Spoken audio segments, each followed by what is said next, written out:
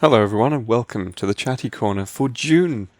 That's right, I mean it's still May when this is recording, and also when this goes out it's still technically May, but it's going for June because I'm doing this every 4 weeks, and therefore this is the June edition because it's going to talk about what's coming up in June and stuff, so it's like, yeah, and it covers everything that's went up in May.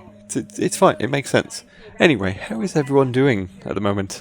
I think, it'd be good to just get an insight into what you guys have been up to and what you guys are doing and how you guys are feeling in general, because, that's what this is about. It's about Chatty Corner. It's about chatting, and I address what you guys are saying and we have a chat kind of thing in a very virtual sort of way, very distant sort of way.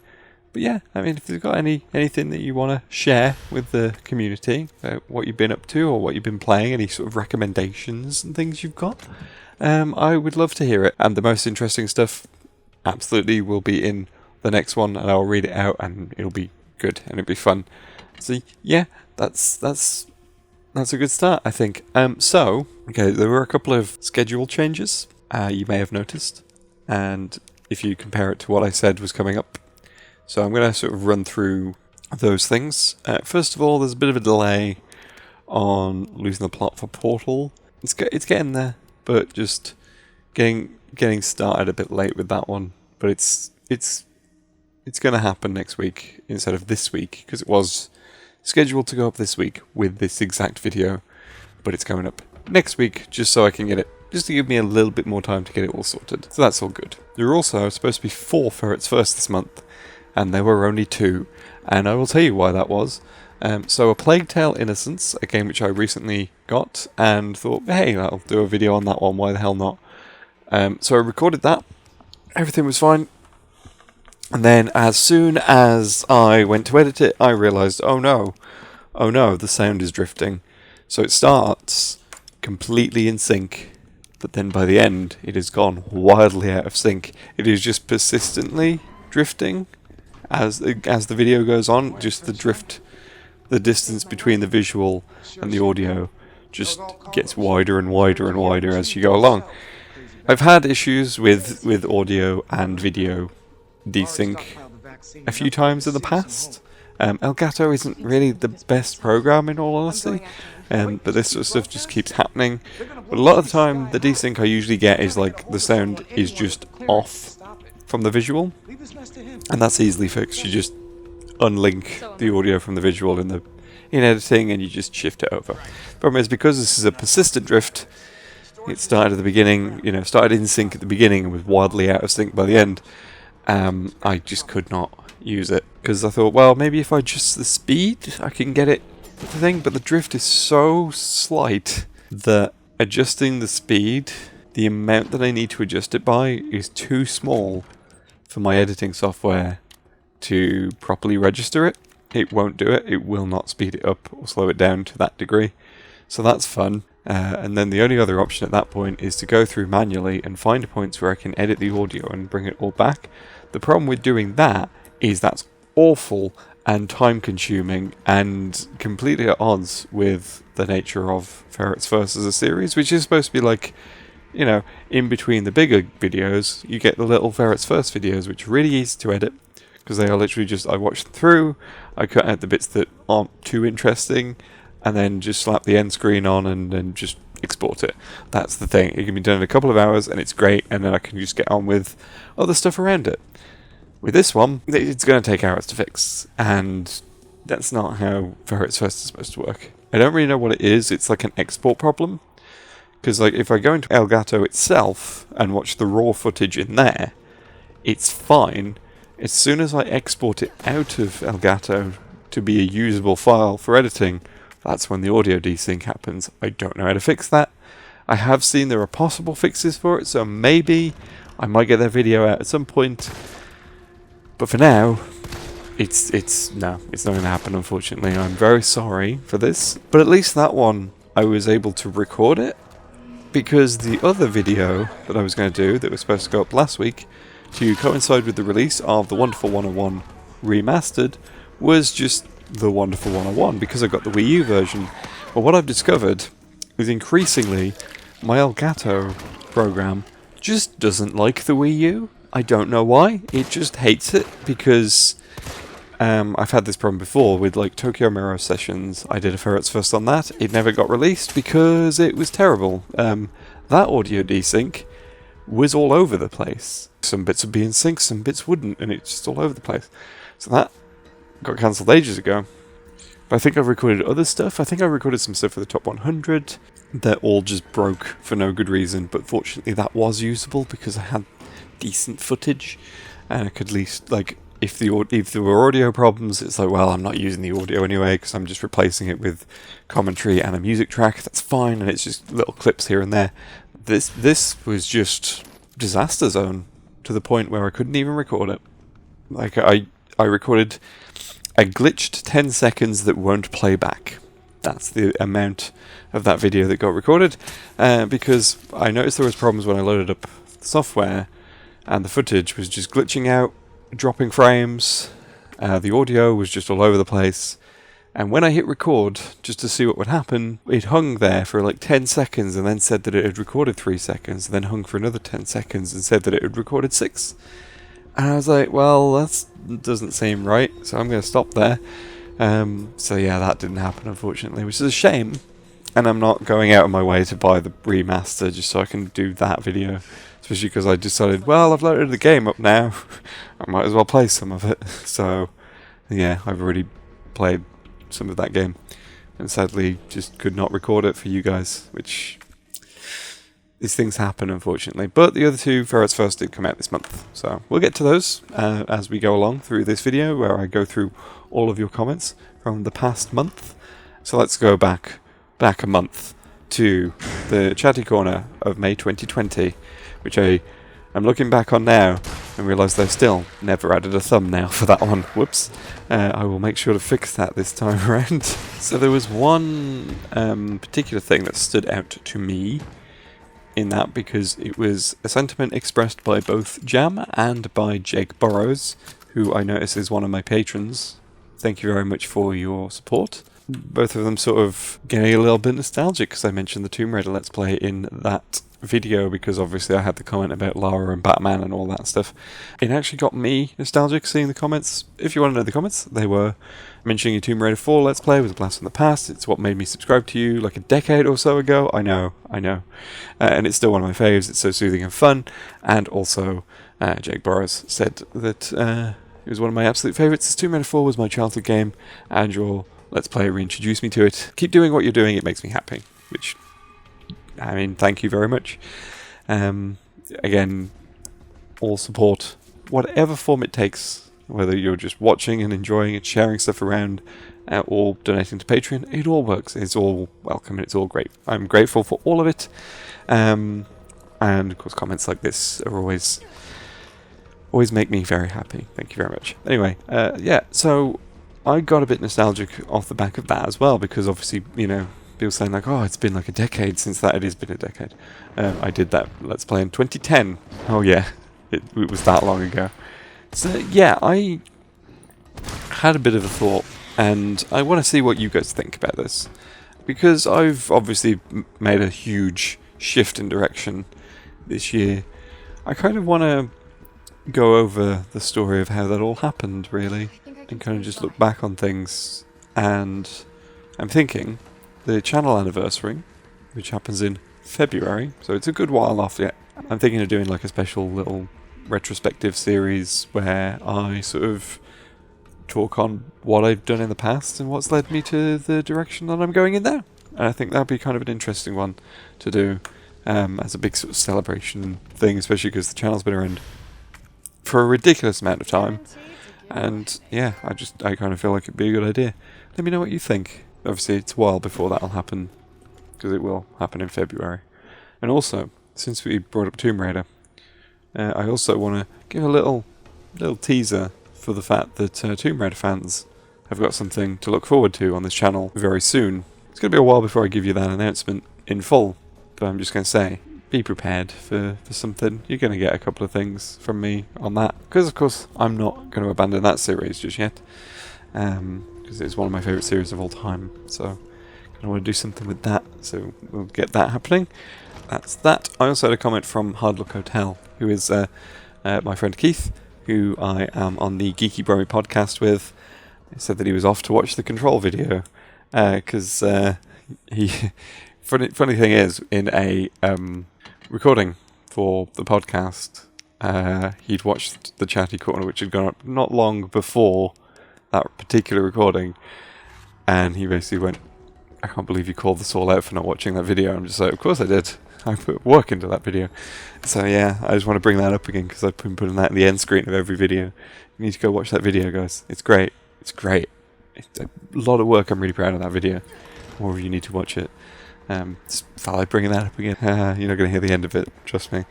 So the next video that went up was Why It's Rad / Bad, where I did Super Smash Bros. Ultimate versus PlayStation All-Stars Battle Royale, where I basically took apart the very game that I built a large audience around a series of. And, well, that's always a risk. But actually, you know, I got some pretty decent comments on that. Like, I expected people to be more like, I can't believe you made this video and are betraying everything. No one did that. I think people got what my intent was. In fact, actually, there was a comment from Ghost305 who expressed, I don't think you're alone in saying that you love the idea more than the actual game itself. It's the poster boy for a great, even fantastic concept, but poor execution, and hopefully be better realised in a sequel someday. And in fact, the idea of a sequel was put forward by an awful lot of people in that video. The idea of PlayStation All-Stars. Sony just picking up the concept of their own Smash Brothers equivalent and doing it again, but not terrible this time. Although there were a few sections that I was just kind of like, not sure about that direction.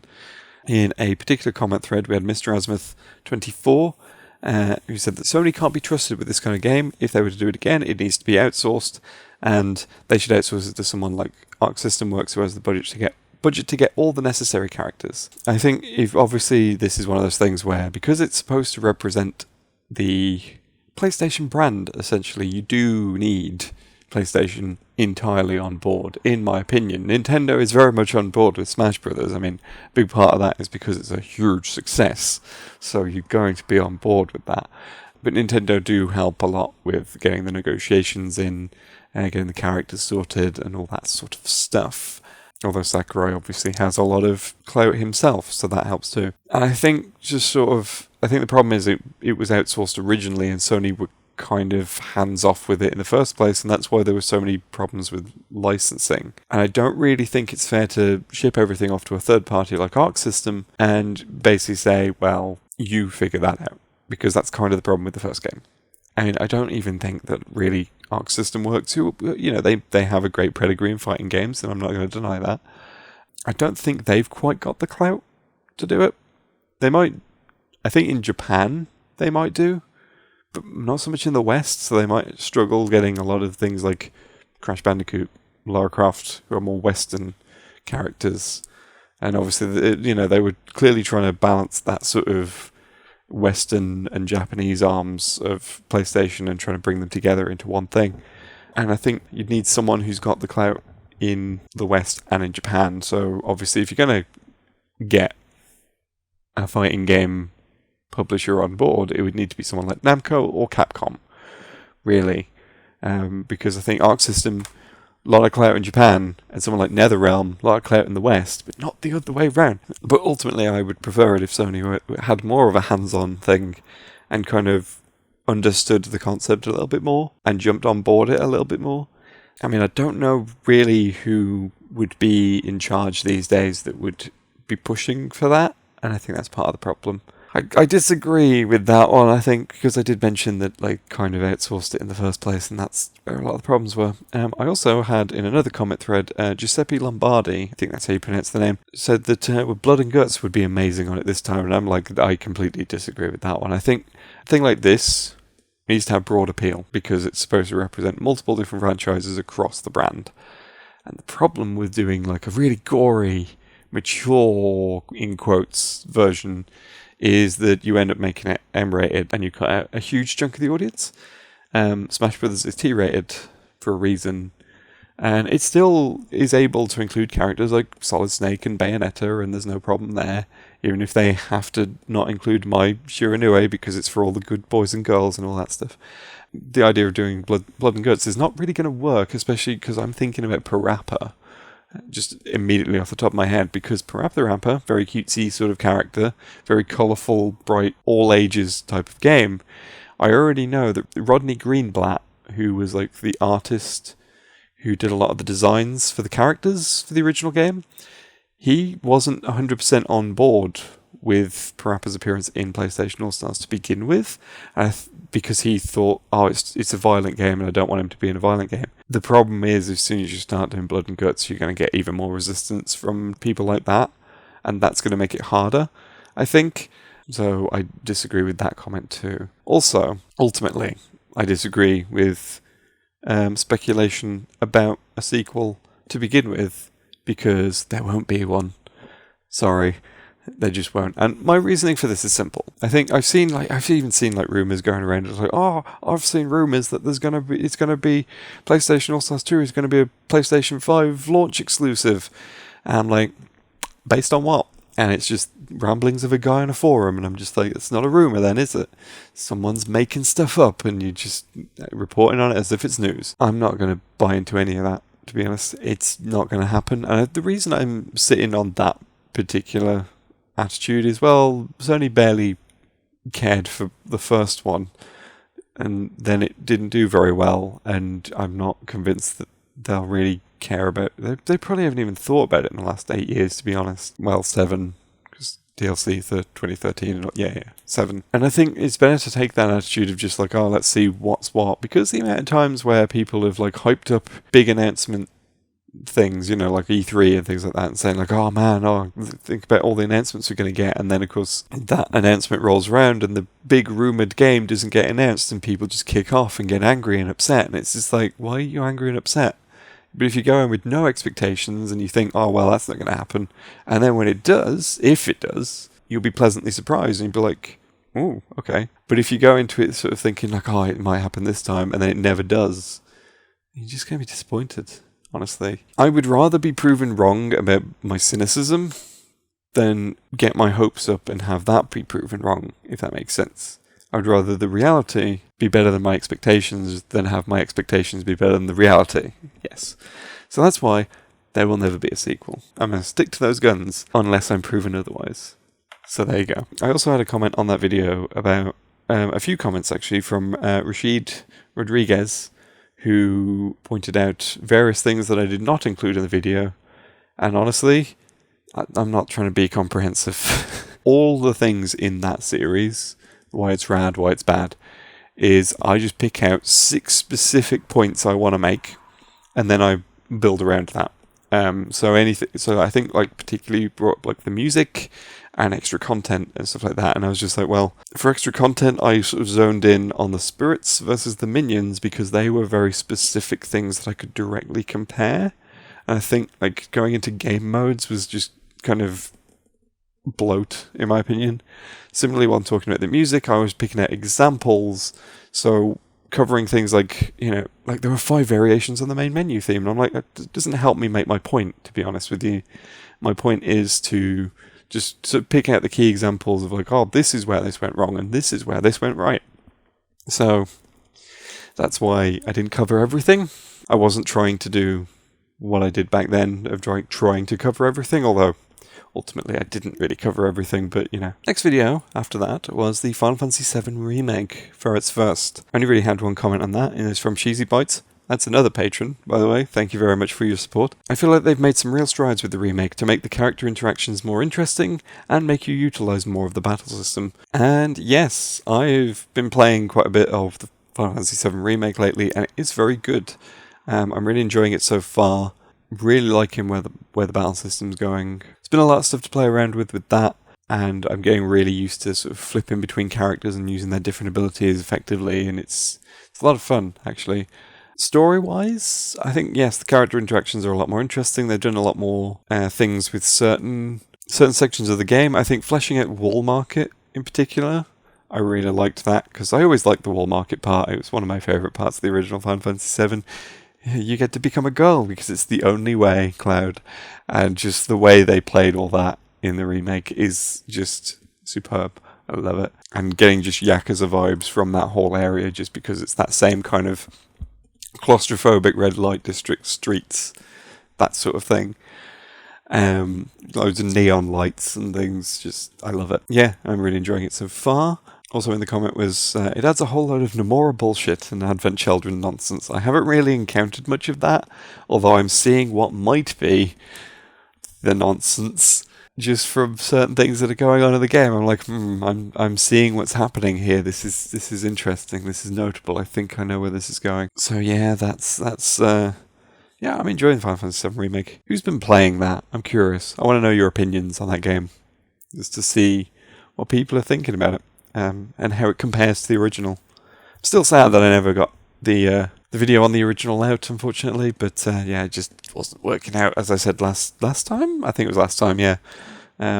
Yeah, so that was the Final Fantasy VII Remake video, which was one of the first that did make it out.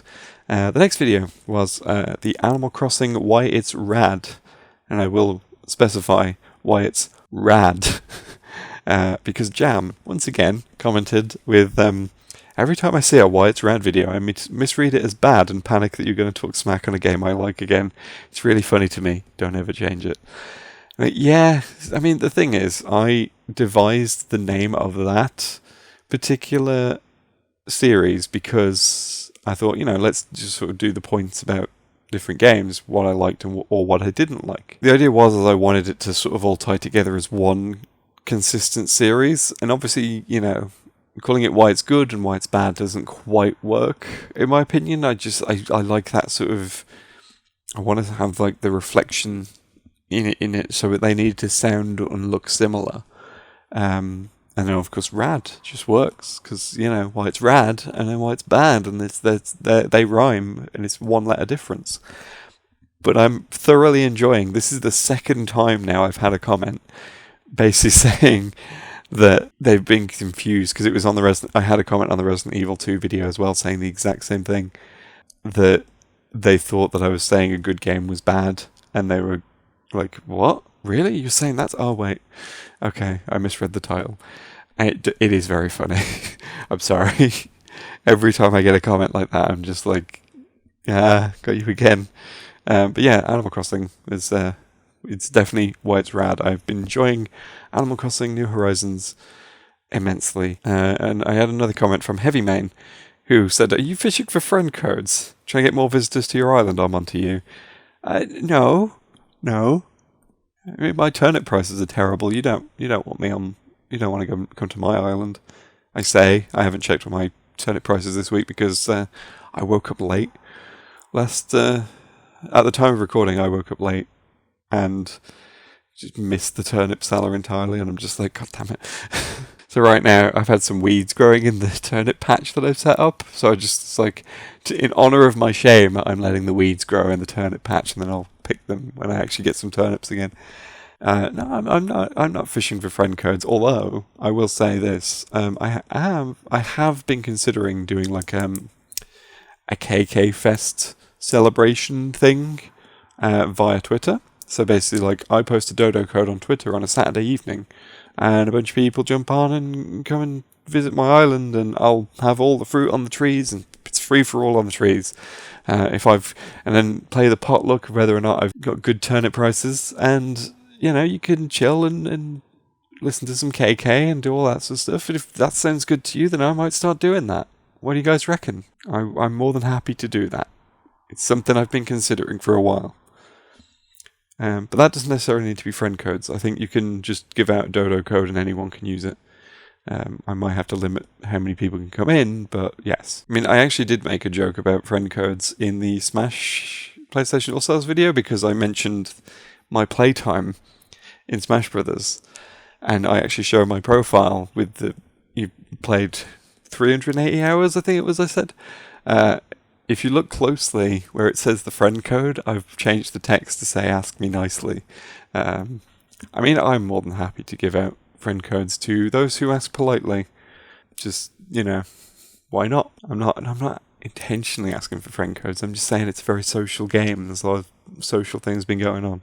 So yeah, the next thing is the Resident Evil 3 remake, which at the time of recording hasn't had many views. As I'm learning that maybe you shouldn't put a video out at 10 p.m. on a Friday night, because it seems like no one watches it when that happens. Although that has raised an interesting question of when would be a best time to release videos, because it's something I'm endlessly debating. At the moment, I try and aim for Friday at 7 p.m. is my usual thing. But if people are more likely to look at their subscriptions or look at the channel on a different day or a different time, I would like to know, because might start experimenting with different times of day, different days of the week, that sort of thing, just to see when seems to land better. I think 10 p.m. on Friday, absolutely not, because at the time of recording, 14 views on that video, which isn't good. I think that's the worst performing video this year. Yes, it is. Yes, it is. Okay, well, there we go. My views this year have been all over the place. From like 376 at the time of recording for the Death Stranding video, and Resident Evil 3, 14. So, yes. But, I mean, I'm not going to yell at you for not watching that one as much as the Control one, because the Control one, I put a ton of effort into that one, and Resident Evil 3 is Ferret's first, whatever. Enjoy it at your leisure. I don't mind. It's up to you. It's got some fun stuff in it, but, you know, it's not like the peak of what I'm doing. It's not like the focus. It's not like the sort of really, the stuff I'm really proud of. Although, looking at my stats, like, Why It's Bad seems to get the most views, and I'm just like, I want to do negative stuff all the time. God. But yeah. I mean, if there is a specific sort of time that you feel like I'm more likely to catch the video and start watching it then, instead of Friday at 7, let me know, and I'll see what I can do. At 7 UK time, if that wasn't already obvious. So, yes. I'm just curious about your opinions, really, on this. Let's crowdsource the channel, I guess. So, yeah, I've got stuff coming up for you in June. Oh, well, obviously, the Portal Losing the Plot thing is happening, because I said that it was. I'm still working on that, so there we go. That's going to come next week. And I'm probably going to put up a Ferret's First alongside it, which I think will be The Sims 4, which was a PlayStation Plus game. So I've just got it sitting on the list, and I'm kind of like, I might do that one. That one might be fun. So I'm going to do that one, probably. Don't know when that's coming out. Probably alongside the Portal video, or maybe the Monday after. I don't know. Or maybe if you guys suggest a decent date, I can put it up then. Whatever. And then on the 12th of June, I'm going to cause some more controversy again. Get those views up once again. By doing a Why It's Bad on Doom Eternal. Although I'm going to call it Why It's Kinda Bad, rather than just straight up Why It's Bad, because I feel bad by just putting that.